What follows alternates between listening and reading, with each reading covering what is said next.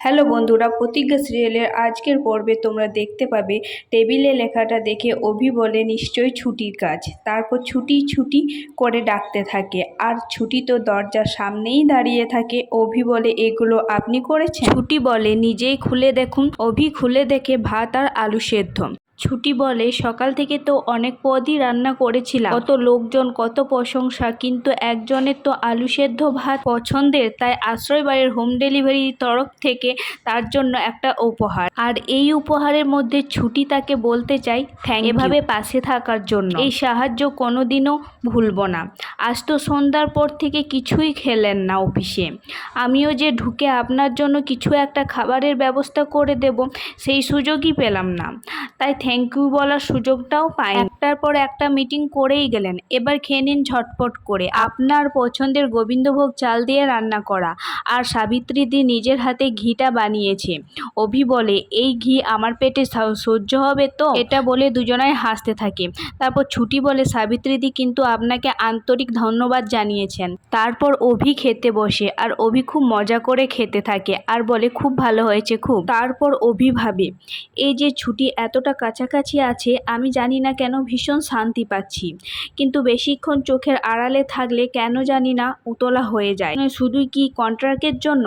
অভিমান্যু শঙ্কর রায় নিজের মনে কাউকে কখনো এতটা ইম্পর্টেন্স দেয়নি। তারপর অভি ছুটিকে বলে, খাবারটা খুব ভালো ছিল, এবার শুয়ে পড়ি, আমি ফ্রেশ হয়ে আসি। ছুটি বলে, এই তো ঠিক ছিল, হঠাৎ করে কি হলো? উকিল স্যারের না কিছু একটা সমস্যা আছে, কিন্তু আমাদেরকে তো মুখ ফুটে বলবেন না। আমি লক্ষ্য করেছি কদিন ছায়ার মতো আমার সাথে জুড়েছিলেন, ব্যাপারটা কেমন অদ্ভুত। তারপর রাতের বেলা অভি ঘুমের ঘোরে বলতে থাকে, আমাকে ছেড়ে যেও না ছুটি, যেও না আমাকে ছেড়ে। ছুটি শুনে বলে, উনি কন্ট্রাক্টের কথা বলছেন? ও, এবার বুঝতে পারছি, তার মানে ওনার মনে ভয় আছে যে আমি কন্ট্রাক্ট ভেঙে চলে যেতে পারি, সেই জন্য কদিন আমার পেছন পেছন ছায়ার মতো ঘুরছিল, যাতে আমি কোথাও না চলে যাই। ওনার কি এটা নিয়েই ভয় আছে?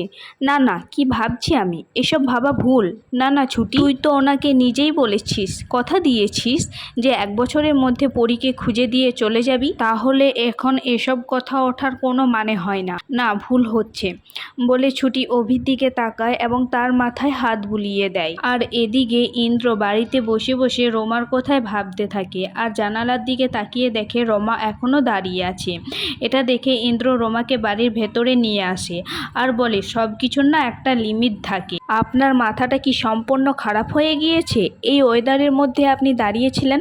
রমা বলে, সব কিছুই আপনার জন্য, আপনাকে ফিরে পাওয়ার জন্য ইন্দ্র। এটা বলে নাটক করে ইন্দ্রর গায়ে পড়ে যায়। ইন্দ্র রমার জ্ঞান ফেরায়, আর রমা মনে মনে বলে, সারাদিন তো এসি গাড়িতেই বসেছিলাম, বয়েই গেছে তোমার মতো ক্যাবলা ছেলের জন্য তালগাছের হয়ে দাঁড়িয়ে থাক, এই বৃষ্টি ভেজা তো শুধু তোমাকে দেখানোর জন্য। তারপর রমা ইন্দ্রকে কিস করতে গেলে ইন্দ্র রমাকে দূরে ঠেলে দিয়ে বলে, কি হচ্ছে এসব, আপনি ভিজে গিয়েছেন, যান চেঞ্জ করে নিন। আর এদিকে ছুটি অভির মাথায় হাত বোলায়, কিন্তু অভির ঘুম ভেঙে যায়। তখন ছুটি একটু ঘাবড়ে যায়, বলে, মশা, প্রচণ্ড মশা, খুব মশা হয়েছে। মনে মনে বলে, ছি ছি ছুটি, শেষে কি না একেবারে উকিল স্যারের ঘাড়ে। অভি বলে, এসি চলছে, জানালা বন্ধ, মশাটা ঢুকলো কোত্থেকে?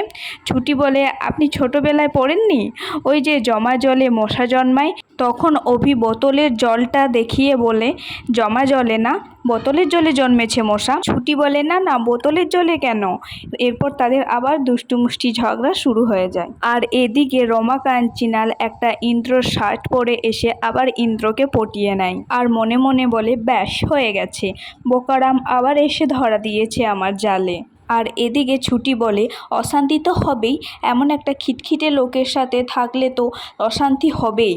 এই শুনুন, আগামী 1 বছর আমি আপনাকে ছেড়ে কোথাও যাব না, আর আপনাকে ওই 1 বছরের মধ্যে আমার বাবাকে মুক্ত করতে হবে, বুঝলেন?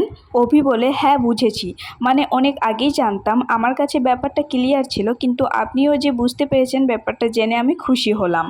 ঠিক আছে শুয়ে পড়ুন। আর শুতে যেই যাবে অমনি অভি আবার উঠে বলে, এই আর একটা কথা, এরপর থেকে আমার মুখে, আমার মাথায়, আমার চুলে যেখানে খুশি মশা বসুক, যাই বসুক আমি বুঝে নেব, আপনাকে এর মধ্যে নাক গলাতে হবে না।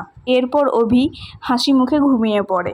এরপর দেখায় ঝুমকি শুয়ে আছে আর তার দরজার সামনে পরীর কাকু আর ভাই গিয়ে ঝুমকিকে শুনিয়ে শুনিয়ে বলে যে এই মেয়েটা ভালো অভিনয় করতে পারছে না, এভাবে করলে তো সবাই বুঝতে পেরে যাবে যে ও আসল পরী নয়, তাহলে এবার সবটা দাদাকে জানিয়ে দেওয়া ভালো।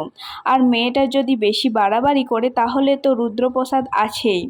ঝুমকি বলে, তুই সকাল সকাল আর কার মুখ দেখে উঠলি রে ঝুমকি? পরের দিন সকাল সকাল ছুটি মন্দিরে যাওয়ার জন্য পুজোর থালা নিয়ে যায়, আর তখনই তার আসল মায়ের সাথে ধাক্কা হয়ে যায় আর পুজোর থালা পড়ে যায়, আর তার মুখটা দেখে ছুটি চিনতে পেরে যায়।